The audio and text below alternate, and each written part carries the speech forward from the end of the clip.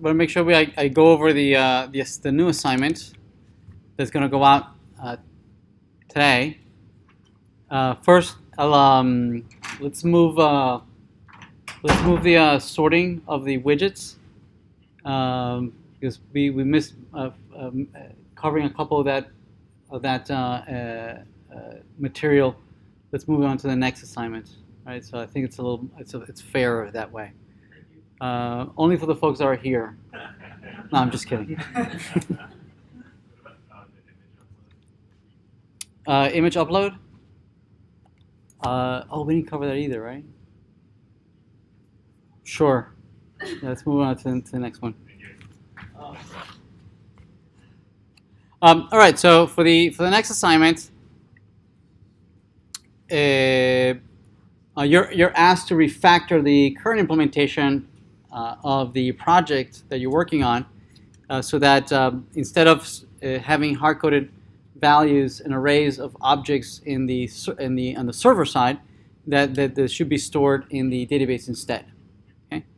First, you'll be asked to create a data model for each one of the various types of things that we want to store, such as the user, the website, pages, widgets. For each one of them, you'll have a declaration of the schema for each one of them, like we did, right? We just created a user schema, and that will be in its own JavaScript file.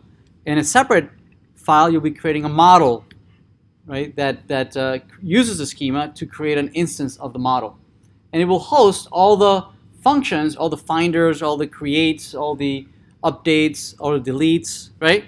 For that particular data type, right? So in the user model, you have all the finders, updates and deletes inside of for the website, same thing. For the page, same thing. For the widget, same thing. There's a very, very common way to organize data access in Node.js projects. Okay, not necessarily mean stack. It's just Node.js in general, right? Regardless of what you're using for the front end. Right? If this were a React application, you would still follow this kind of organization on the server side. So for each one, we're asking you to create a data model for users following this schema: usernames, passwords, first name, last name, emails, phones, websites. Notice that we're still going to keep the user is going to keep track of an array of websites.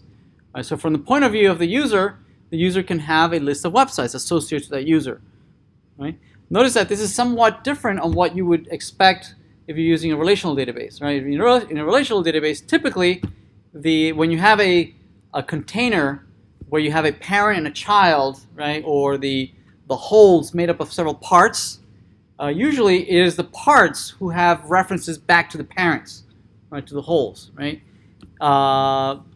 In object-oriented programming languages, it's usually the other way around, right? Like if we're Java, you would have the parent, right, having an array or an array list of its children, right? It would be unusual or less common for the children to have references back to the parent.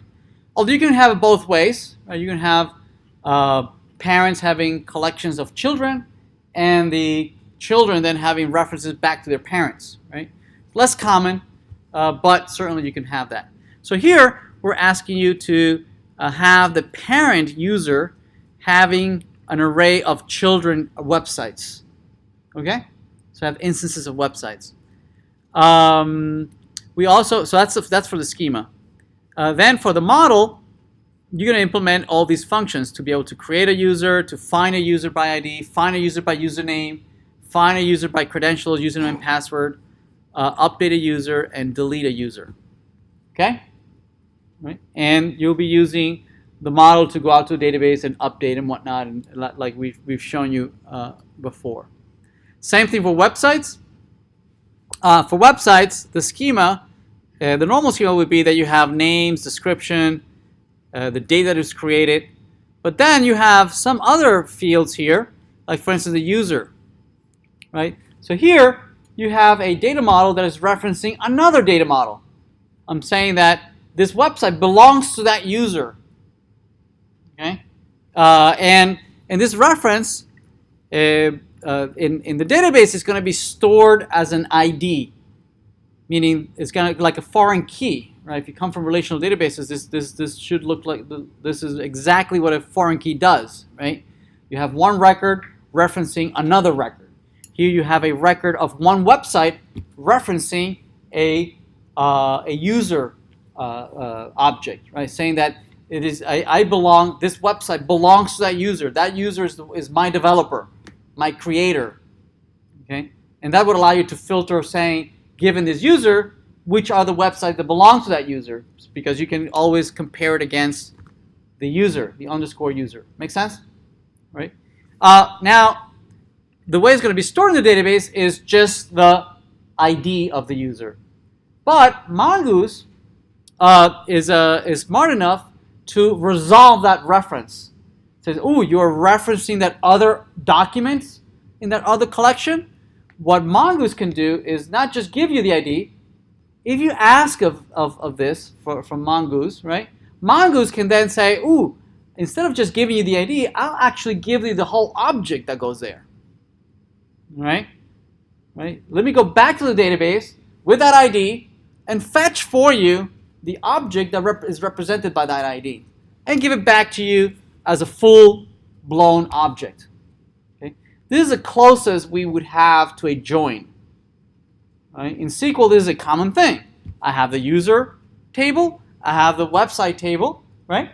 And they refer to each other by a foreign key. The website would have a foreign key back to the user, yes? And I could join the table. I could say, give me the user information, give me the website information, joined at the user ID. And it would return to me the fields from both places, yes? In Mongo, we don't have joins. There's no such thing as a join, right? What Mongoose is doing is it's creating, again, that layer of abstraction and giving you sort of the same feeling of a join, right? It gives you back the website, and then because it has an ID, a foreign key to a document of a user, it's doing a second fetch, right? And fetches you the object that represents that user, and then it replaces the ID with an actual object instance, okay? Which is very convenient, and we'll see how to use it a little later. I don't believe you need to use it for this assignment, but we'll play around with that idea. Certainly for your project, we probably need it. Name and description, that's the same thing as earlier. Pages, again, these arrays of page, the way they're going to be stored in the database, right, is just going to be an IDs of pages, right? But Mongo allows you to go a little further and allow you to actually store not only just references to those object instances, right, but actually store the actual instance of the object inside of the array, right? Those are referred to as a nested schema, a schema that contains another schema that contains another schema, right? Nested objects and stored entirely as part of a super object. Same thing for the website. You'll create several methods to create, find, update, and delete websites. Same thing for the page, right? The pages will have references to their parent website, names of the websites, the pages, the titles, the description, and then a collection of widgets. Okay, and then the functions that allow you to create, find, update, and delete pages. Same thing for widgets. Widgets, it's going to be stored in documents that contain all the data for all the types of widgets, right? And so that it can store data for a heading or an image or YouTube or HTML input, right?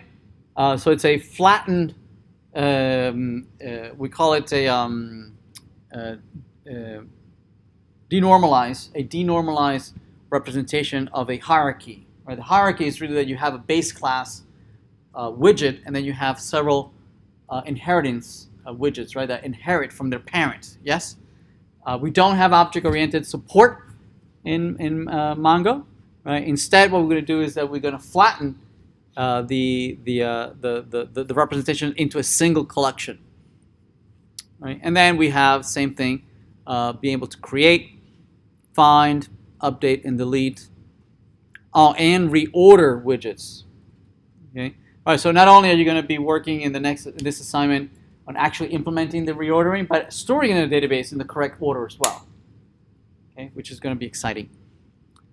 Next, if you might have noticed that your YouTube videos are kind of like flattened, right? They're not taking up the entire height of the original video.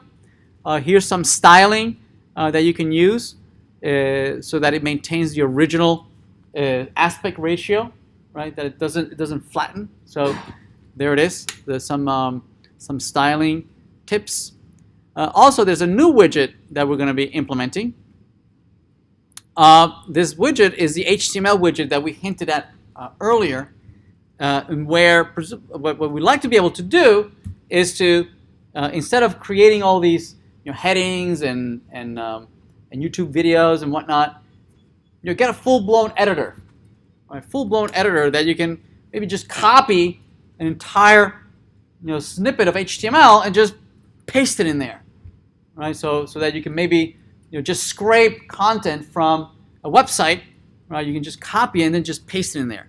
So to do that, we're going to use an editor, an HTML editor, that allows you to format the HTML within the application, right? You're going to be able to copy and paste the HTML and then edit it, right? Change styling, right? And this explains how to configure the editor. Right? So this is a brand new widget, right, that allows you to add just raw HTML. Okay. Then there's actually two widgets. The text widget. The text widget will allow us to wait a minute. This is the text component.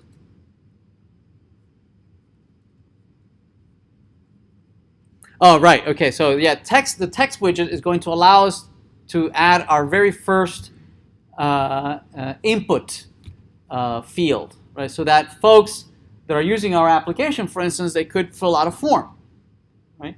So for instance, we'll allow you to give maybe an input field for them to type in their first name, type in their last name, maybe type in an email for us to be able to get back to them, right?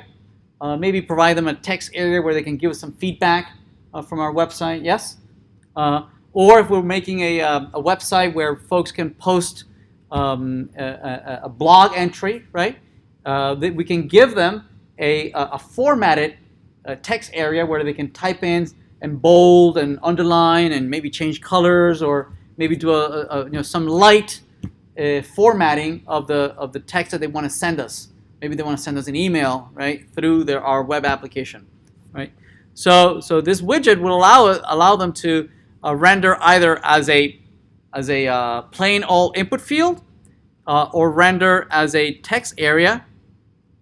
Where's our text area? Or render as a full-blown editor. Oh yeah, there's our text area. Okay. And then GitHub and Heroku deliverables.